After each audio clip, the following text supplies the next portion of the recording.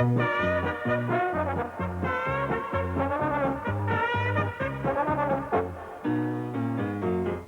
are Geelong, the greatest team of all. We are Geelong, we're always on the ball. We play the game as it should be played, at home or far away. Our banners fly high from dawn to dawn, down at Gardenia Park.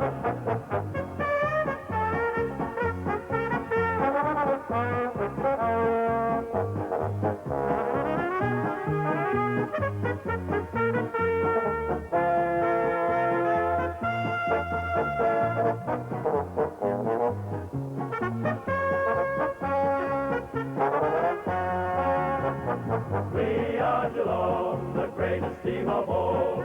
We are Geelong, we're always on the ball. We play the game as it should be played, at home or far away. Our banners fly high from dawn to dawn, down at Gardenia Park. I'm over here from Adelaide and I've always enjoyed watching Geelong, and it's good to see them going so well again.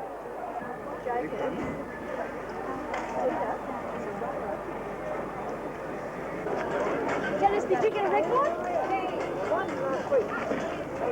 I've been following Geelong since 1951, and Farmer's the greatest, the best, without a doubt. The three best players that I've seen play with Geelong are Graham Polly Farmer as a ruckman, Doug Wade full forward, and Gary Malaki at full back.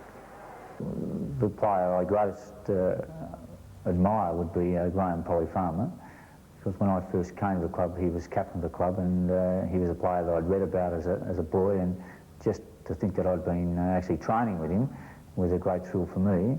Polly took a little while to get used to because he was a left-hander, and most players that I'd been associated with before that were right-handers, but once become accustomed to that, then of course I didn't leave his side. 1951, Geelong won the premiership. Reg Hickey was coach. 1952, Reg Hickey again, and they were great premierships, great games. A great team they were in those days. Fred Flanagan, Bernie Smith, Russell Renfrey, terrific players and a terrific game. We'd had quite a great deal of wet weather and the oval was in terrible condition. This night I came down and said to Hick, you know, we won't be training, will we? It's too wet to train. He said, everybody out. And I said, I'm not going out. He said, you be out in 5 minutes, there will be trouble or something. And so I got a pair of hip waders and a plastic raincoat and an umbrella and galloped out onto the field. And Hick wasn't terribly impressed with it, but I managed to get around the oval all right and had a few kicks in the gumboots. The best coach I've had was easily Billy Goggin. We had our most success under him in 1980. His first year here, we made it to the top of the ladder at the end of the home and away season, and we went on and played in the preliminary final, which we were unlucky to lose to Collingwood by 4 points. And the following year, we also played in the preliminary final, again being beaten by Collingwood by 4 points. Well, here at Geelong, of course, we're very proud of the fact that the game had its origins with a Geelong person here in Geelong. And we think it's one of the great heritages of this community, Australian rules football. It was created by a chap called Tom Wills.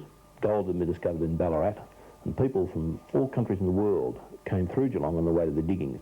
During their time here, they relaxed playing their various codes of gridiron, soccer, rugby, what have you. And of course, there was the opportunity for Wills to look at all these various codes of football, and it's said that he took an interest in trying to umpire them and set up some sort of rafferty rules during those years. Over that period of 1858 and 1859, Tom Wills and his cousin Harrison, who was an athlete and very interested in the same concepts, and other people like Hammersley, the great cricketer, they set to work and worked out sets of rules, and also they, between them, organised the formation of Geelong Football Club and of the Melbourne Football Club. And Wills was the first captain of the Melbourne Football Club. He had a close affiliation with both clubs. However, his association with Geelong, of course, was a much stronger one. He played over 170 games with Geelong and captained for 6 years, whereas he only played about 31 games with Melbourne. So he was predominantly very strong Geelong person. Geelong Football Club has had some tremendous administrators over the years. The greatest, in my opinion, I had 26 years as president, but the greatest would be Charles Brownlow. Charles Brownlow was secretary for 26 years odd.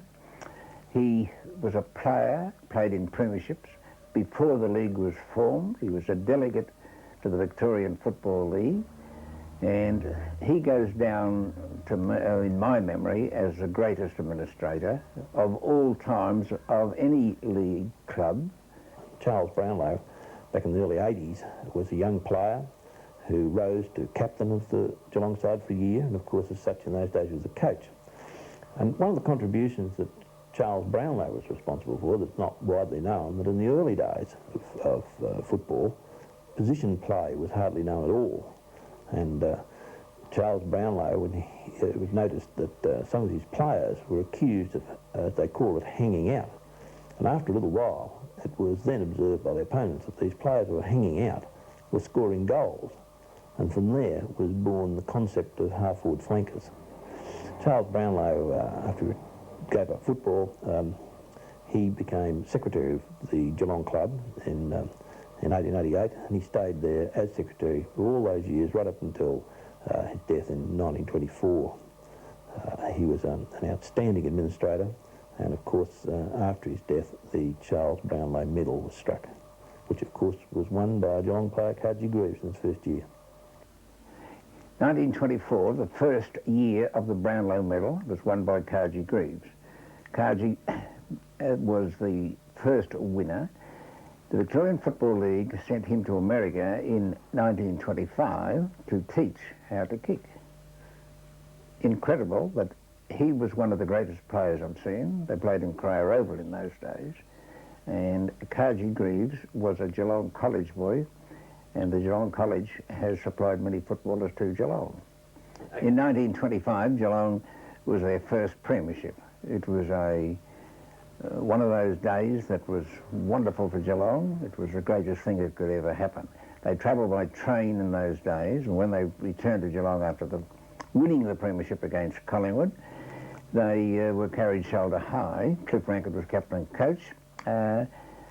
Jocka Todd, and they went to the City Hall and received by the Mayor. I think the Mayor would be Councillor Solomon in those days. And later on, in 31, they won the premiership again. I came to Geelong in 32, and I'd been out of work for 2 years. All of a sudden, I'm getting £3 a week for playing and £3.10 for working. I was a millionaire.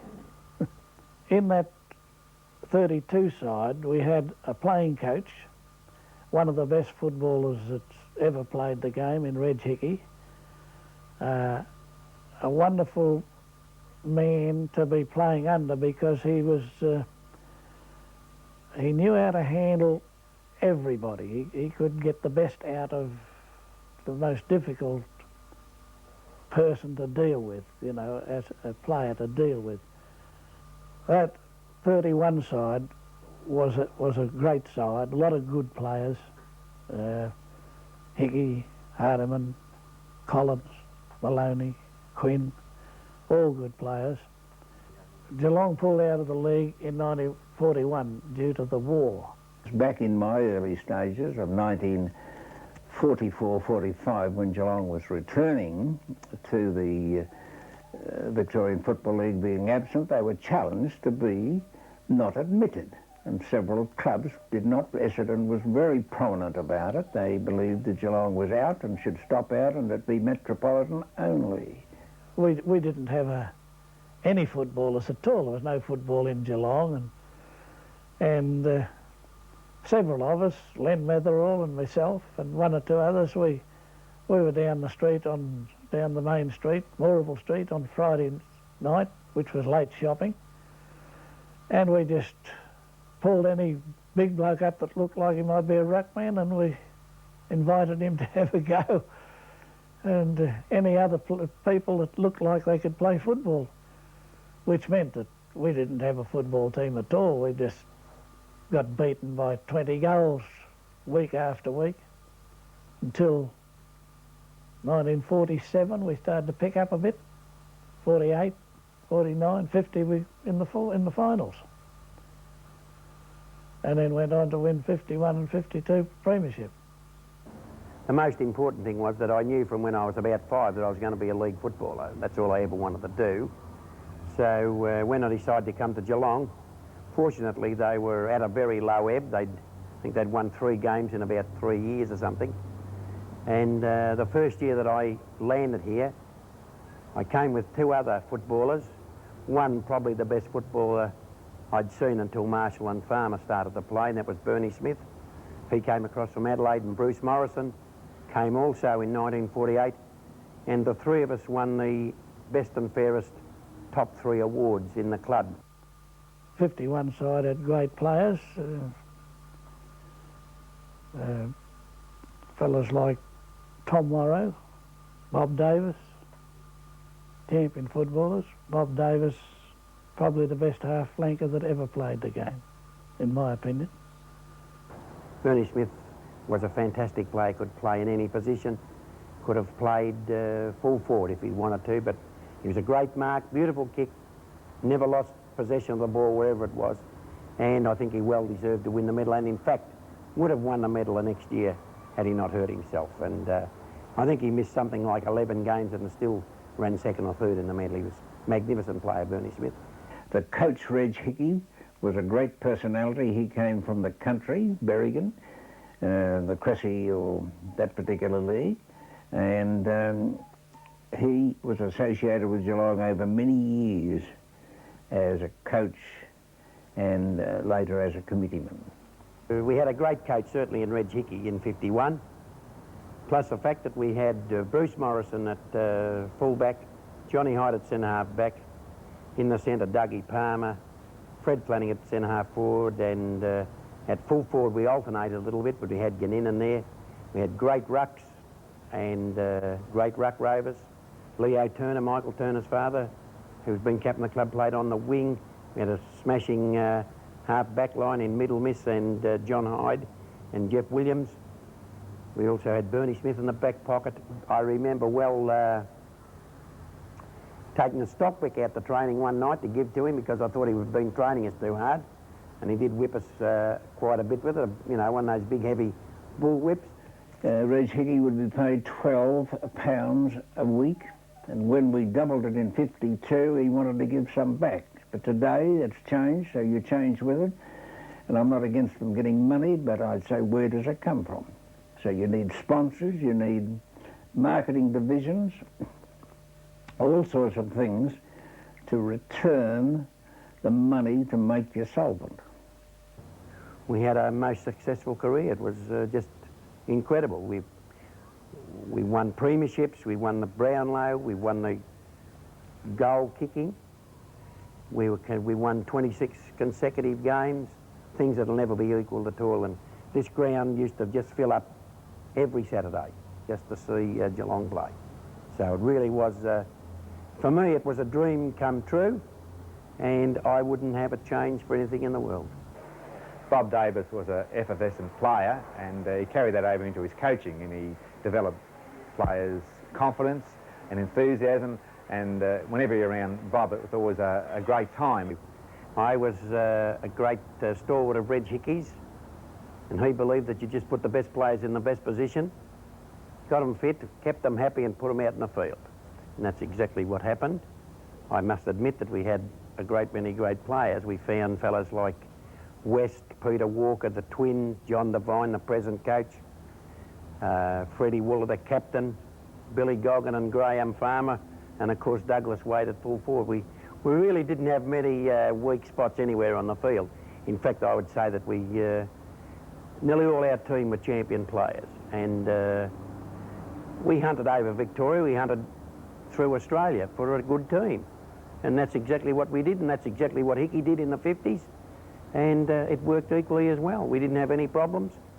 Bob Davis, the coach, was one of the ones that sort of was a little bit ahead of his time in the fact that his fitness program was quite unique. We trained that year pre-season down on the sand dunes, which is something that other teams hadn't done previously, and we had a big grounding, and I think that carried us through in 1963, because in the last quarter we were running on quite well, and we overwhelmed Hawthorn quite easily, and I believe that fitness was part of the reason why we're such a good team. Goggin kicking the ball forward. A chance here for Brown. Brown has brought to the ground.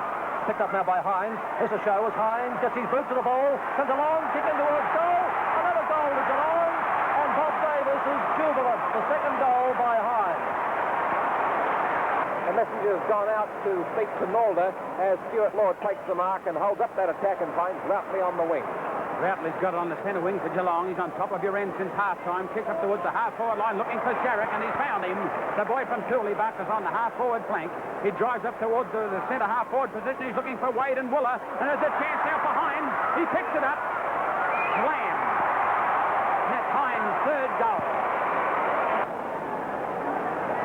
There was a lot of support for the thought that Hawthorn would make it a go for most of the way, but might crumple because of their hard final series in the final quarter. That seems to have worked out. Farmer to Goggin. Goggin was going to give it to Alistair Lord, then decided to pass it upfield. That must be Sharrock. Sharrock gives it back to Goggin. Here's some beautiful football. A lovely hand pass across to Yates. Yates' shot passes into the goal square. Wooler will play on. A goal to the catch, and the best piece of footy of the day. It'd be interesting to see whether or not any of the players of yesterday succeed in today's games. Obviously, I suppose if with enough training, I guess they probably would. I think there's been a lot of changes in the actual style of play. The handball has just, I think, revolutionised football. It's just made it increase the speed of it. The disposal of the ball is just so much quicker now than the old kick and mark and I suppose what you call set play.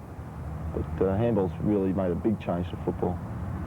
Fortunately, in the 60s, we brought a set of twins down from Port Campbell, the Lord twins, Alistair and Stuart, and I'm quite sure that Alistair won the medal on his own. There was no collusion between the two of them. One wore number 4 and one wore number 6, and Alistair played in the centre. The only stories he used to give him was to go out and be the best player on the ground, and he accepted that, and he thought he would every week, and he couldn't understand if he didn't get 30 kicks, and he got them most weeks. And he won the medal by a huge amount in 62. Can see now out in the centre out there, just taking the ball and drop kicking it down to Doug Wade. And Bernie Smith used to get down into that corner, just down there, just in front of where we're filming now, and just screw himself out of positions that no one else could and take the ball up the ground. He really was a fantastic player, both of them. Very, very worthy medalists for the Geelong Football Club, Bernie Smith and Alistair Lord. Cleared by Hawthorn up to the half-back line, up as Polinelli, almost pulling the mark down. It's picked up by Alistair Lord. A left-foot kick in towards goal. A good kick, it's through, it's a goal. 1 point as it hits the post. Trying to anticipate, and it banged against the post, and Alistair Lord has kicked 2 goals too. Our captain in 1963 was Fred Wooler, who we were very fortunate to have because he was a leader on the field and also off the ground, and played a centre forward, which is a very difficult position to play. And Bill Goggin, in my opinion, was one of the greatest rovers that ever played for Geelong. But I think Neil Trezise, had he had the assistance of Polly Farmer, the greatest ruckman I ever seen, I think he would have been the better of the two.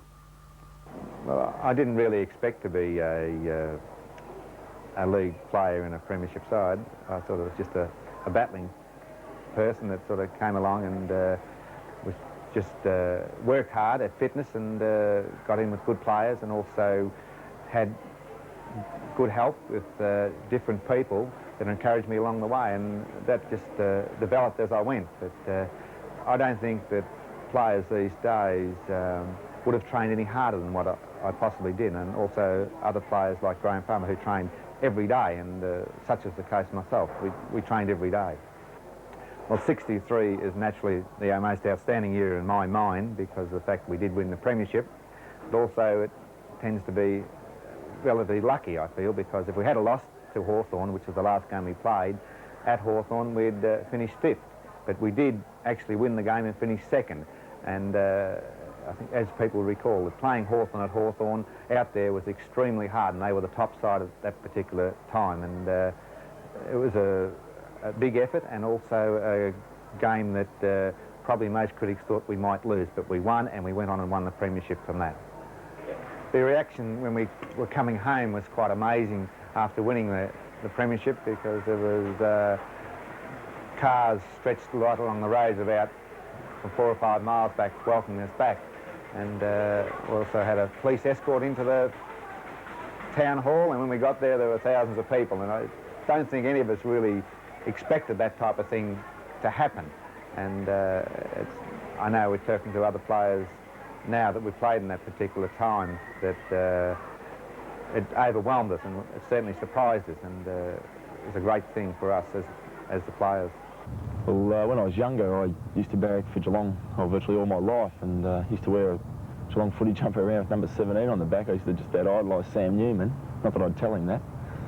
But Sam obviously was a great player for this club, played over 300 games. He's just about known to everybody in Geelong. Every kid, I think, wore his jumper or his number on his back nearly. I learned a fair bit off Sam. Sam started coaching us in the ruck work. His style of play I could relate to fairly well, and I tried to, I suppose, emulate various aspects of his game. Well, I came to the club in 1963 after a great recruiting coup by Bob Davis and Leo O'Brien, who were two great personalities of the club in those days. They came out to Geelong Grammar, and I think they watched me play in a school game against another Melbourne side then. I think I kicked 15 goals from centre-half forward, and they thought I could have been okay.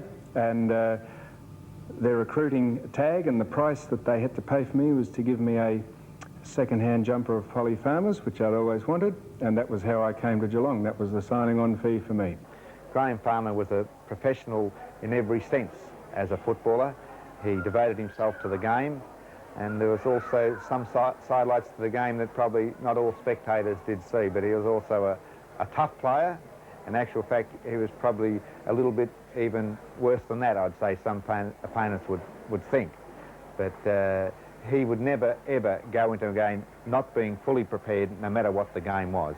And I'd say most opponents would relish the time when the game was finished because of his aggressive nature in wanting to win. In '67, they got into the grand final against Richmond. I, unfortunately for me, had been injured in the first semi-final against Collingwood, and actually watched or listened to the game from my hospital bed. I was pretty seriously injured with a kidney problem, and remember some significant points about the game. Certainly Farmer's last game, and I remember the great man cramped up in the last quarter in what people have said was certainly up until that time, and since, one of the great grand finals played. Geelong takes the field, hopeful of becoming the first team to win the flag from third position since the current system of finals was introduced in 1931. Swift wins the toss from Farmer and decides to kick to the Jollymont station in goal, which is being favoured by a crosswind. Everything is in readiness for what promises to be a great match. Sheriff takes a clean mark, and the half-forward flanker is within goal-kicking range.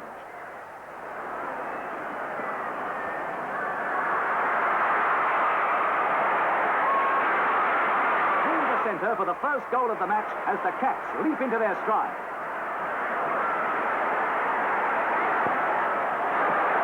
Through the speedy Polinelli, Geelong regain possession. Goggin flies out of the pack to brilliantly goal on the run. Geelong are right on top, and it's 21 points to 6. Wade has another chance. He needs 5 goals to become the first forward since the famed John Coleman in 1952 to kick 100 in a season. Geelong, in 7 glorious minutes, turn a 16-point deficit into an 8-point lead.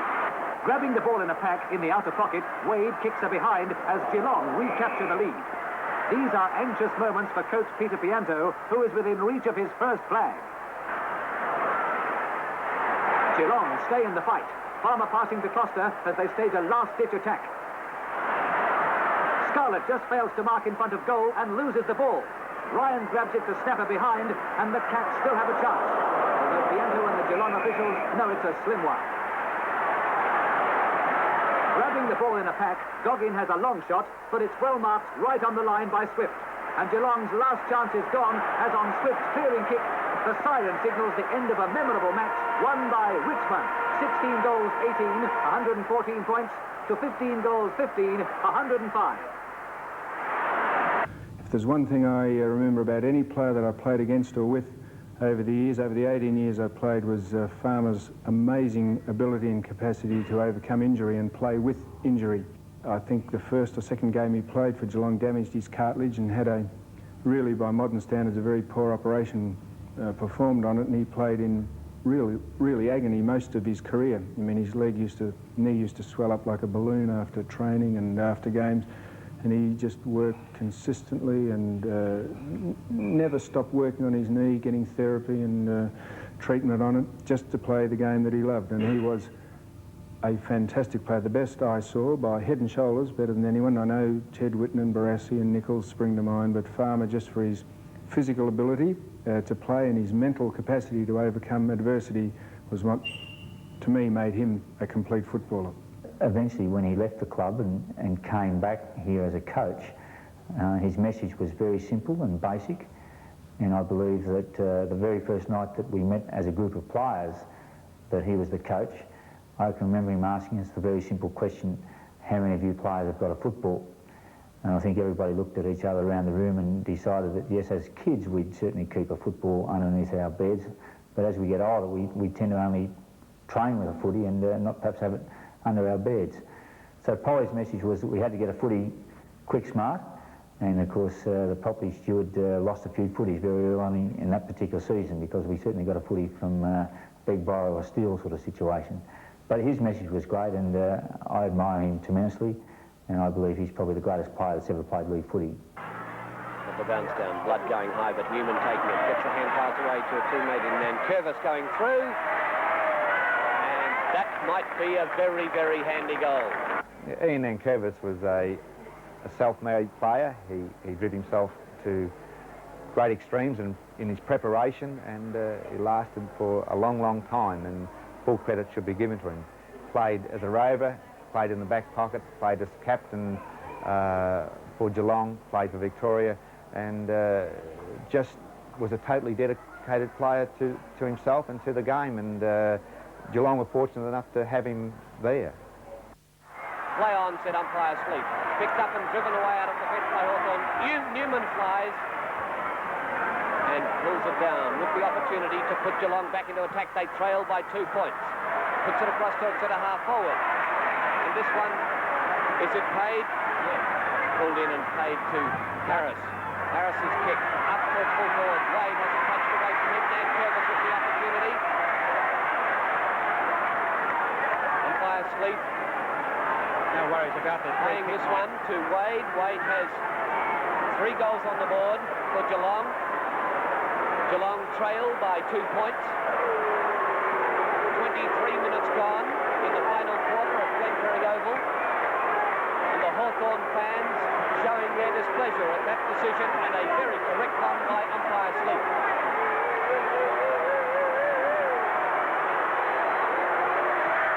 Tremendous tension on Wade. He puts it through for 6 points. Geelong go back into the lead. Hawthorn lead by 3 points. Sleep bounces the ball. A free kick will be played to Newman. He was the man in front.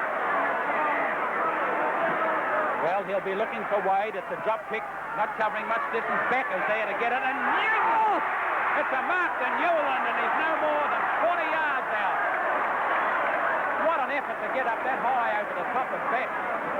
And Beck even lightened me get up. He nearly drove him, as you can see, right into the turf. And Newland has got it, a chance to, I would say, nearly win the game for Geelong. We are at least 3 minutes, 4 minutes into the time-on period. They're taking Beck off the ground. Ken Newland has a shot for goal, and he put it right through. It's a goal of Geelong, and they've hit the front. The lead has changed 5 times in the last 7 or 8 minutes. Things looking a little Geelong's way as the ball's tapped forward, up towards Wade at full forward again. Wade in front on this occasion. 2 Hawthorn players, but Wade pulls it down. That's it. That's the end of this game. Great game of football. That was the mark of a champion. Oh. But how many brilliant things have we seen done on this game today? The opening round of league football, to see so many players so well advanced. How's that eye? Geelong, 3 points in front. They're now 9 points in front with 30 minutes gone in the final quarter. 31 minutes gone in the final quarter. Still Hawthorn can't break it away. Newman with the hand pass in the open. Nankervis. Nankervis looking for Wade. Will find instead perhaps Strong. At centre-half forward. Well within scoring distance. Strong taking his time. Finds Wade.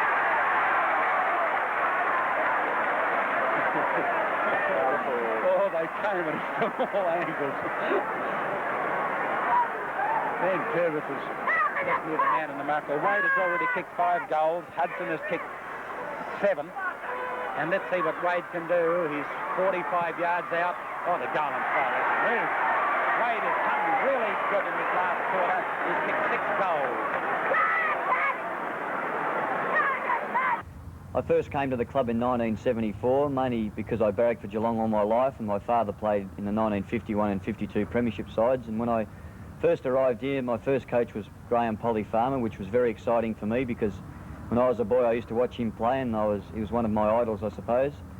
When I came, there's a lot of good players came to the club at the same time. The club recruited fairly well in the country districts, not so much interstate, but I suppose in the crop that came that year I played 200 games, and Robert Neal also played 200 games. Kevin Sheen played 100 games, and the Brown brothers also did quite well with a number of other players. Gary Malarkey straight away was an outstanding fullback. Wasn't very tall, but extremely strong and very quick. And he was tremendous to play alongside. One of the really great players who perhaps didn't get a lot of recognition was Jumping Jack Hawkins, who played at centre-half back, and he was outstanding in the fact that he could take some very, very high marks, and of course it made my job very easy where I could just run past and simply call for hand pass. So Jack would do all the hard work and I would perhaps do the easy work. Other players, of course, that really stick in my mind, my own brother Bruce, who was a very versatile player and could play on the half-back line and cut out a player, or could go as a ruck rover and become a very effective player around the ground. Ray Card, who has just recently decided to retire from the club, very, very strong player. And one incident that really does stick out in my mind is the incident where Keith Gregg, a Brownlow medalist, and Ray Card were both going for the ball, and not one of them gave an inch, and Ray, of course, cleaned up Keith Gregg in a very spectacular type incident. I suppose out of all the coaches I've had, and I've had Graham Farmer and Rod Olsen, Billy Goggin, Tommy Hafey, and my last coach John Devine, the coach that stands out in my mind is Billy Goggin. He was easily the best coach I've ever played under. And I think he was fairly unlucky he didn't win a grand final because when he first came to the club he brought us from 6th position to top of the ladder at the end of the home and away series. And we played in the preliminary final that year against Collingwood at Waverley, and unfortunately we lost by 4 points, and we were fairly unlucky to do so. And the following year we also made the preliminary final and got beaten by Collingwood again by 4 points. So it was disappointing, although we were having success, and as I look back, that's probably one of the big disappointments in my career, that we didn't actually play in a grand final. And I think Billy Goggin, looking back, would say the same thing, because I think he would have said that we should have won a premiership in those 2 years. We had a side good enough to do it. With our coaching staff, we've probably got a very youth-orientated match committee. John Devine, I know, pushes a lot for the younger guys. He perhaps breathes them through, gives them a chance, and hopefully when they grab that chance, which you don't get too many, of course, hopefully they're going to do something with it and I suppose appreciate it and be motivated enough to keep going with that. He's given a lot of the younger guys a chance, particularly this year, which a few of them have really kicked on. We're looking at them for the future, obviously. I suppose one of the ways in which you measure how successful people have been is whether they can get you in the finals. And I believe Billy Goggin would have to rate extremely highly, in my mind, as being quite a successful coach. And I remember the very first night that he got up and spoke. The words that he said is that, you know, we're going to win a premiership, come what may, and he was nearly right. When I coached in 1981, we probably had the most successful times at the club since 1963. The good players then, of course, were the two Nankervis brothers, who were outstanding players, Michael Turner, Gary Malarkey, and I'd say the club at that particular era had the biggest drawing power of anyone in the league, and probably drew the most spectators the club has had in its history. Billy was the sort of coach that the players really respected, and he gained that respect through fear, because I'm sure a lot of the players, as well as me, were fairly scared of him. He had a magnificent way of speaking to players to get the best out of them. And, you know, I like a coach that instills a little bit of fear into you, because you tend to go even that little bit harder. The 83 season Geelong was still on a bit of a high. First year under coach Tommy Hafey. I was probably a bit fortunate that year in the fact that we had good ruckmen, but unfortunately for them, they did get injured, in Rod Blake and John Mossop, and that gave me my first crack at a senior game. Damian Bourke, who's now the Geelong captain, is a fine leader on the ground and protects his players. He's certainly aggressive, and that's what all his teammates look forward to, because they've got someone there to protect them. He's capable of playing in the State of Origin games this year, and I would expect that Damian Bourke is going to be one of the fine captains of Geelong and should be an important factor in them coming up the ladder. I believe that the future of Geelong revolves or lies in Damian Bourke. Besides him being a great footballer, I think he'd be a tremendous ambassador for the city of Geelong and for the club as well. But David played at Geelong, and I suppose he just played so well that people got used to him. And we'd go to the aftermatch and after the game or up to the social club, and people say, well, David Clark didn't play all that well today, and you'd say, oh, well, you know, it's hard to tell when you're playing. But you'd pick up the paper the next day and he's had well over 20 kicks every match, and he's kicked 4 or 5 goals. And the thing was, he did it week in and week out, and people just got used to him playing that well. And he was just an absolute star. Gary is a magnificently talented player. I suppose Gary Ablett on his day is just fantastic to watch, and you wouldn't see a better footballer.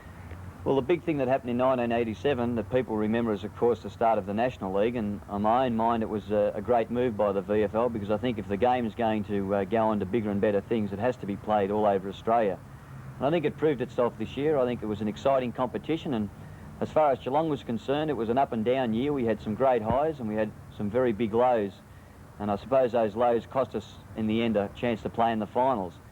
I'm sure we had the talent to make the preliminary final, and the way Hawthorn played, Melbourne still should have beaten them, so we could have found ourselves in the grand final. And I believe it's really the game of the athlete. The player who can run faster and furthest is the player that's going to have a lot of success today.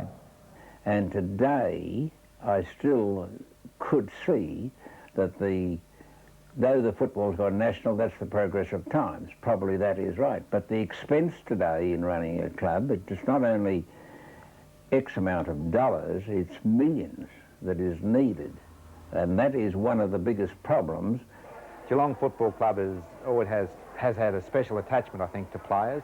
Very rarely do we see players wanting to leave. It's just in the last few years when the money's crept into it, and it's tended to sway their minds. But other than that, Geelong Football Club has always had a good deal of loyalty about it.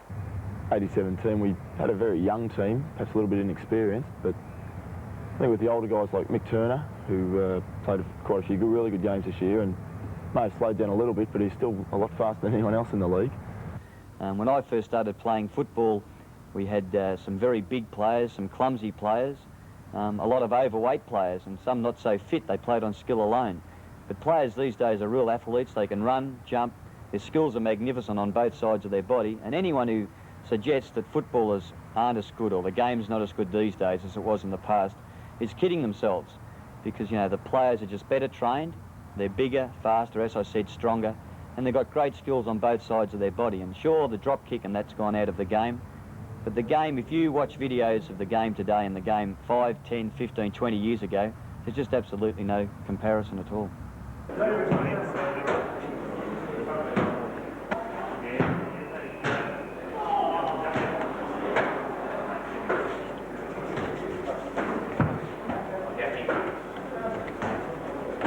Yeah, Michael Cole, I think he's quite cute. And he's a nice guy. We got a photo with him once, and I wouldn't mind getting another one. If you're out there, Michael, you know, just send us a photo down and keep playing a good game. But if you were to take the great names of this Geelong Football Club, like the Rankins and the Metheralls and the Hickeys and the Hardiman brothers and the Quinns. Then you get into the 50s and the Flanagans and the Renfreys and the Bernie Smiths. Then you get into the 60s and you have the Doug Wades and the Graham Farmer and Marshall and Roy West and fellows like that. Then there isn't any doubt that any one of those fellows that I mentioned, if he accepted today's training, if he accepted the discipline, and he was prepared to go out and put up with the strain and the stress that obviously is put on players today, that they would be just as big a player as they were when they played here. In fact, they'd be better, and they'd be better champions than they even were.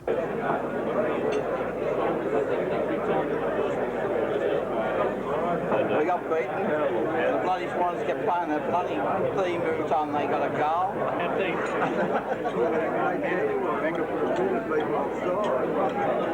The Geelong Football Club was created here in the Geelong area only 25 years after John Batman first arrived at Indent Head near Port Arlington. And throughout all the years that follow, the Geelong community, the Geelong Football Club, their history has been intertwined, their progress intertwined. They've been part and parcel of each other and helped each other in their developments.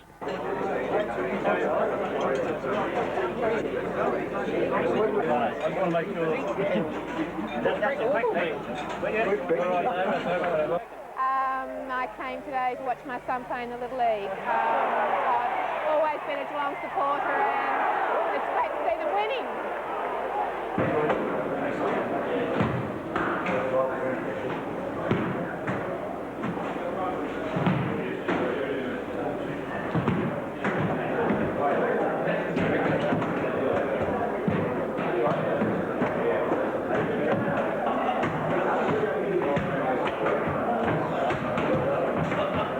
What I think of Geelong at the moment is they're winning because they're playing as a team. The back line is doing really well, the forwards are doing really well. They just need to consolidate week by week by playing as a team.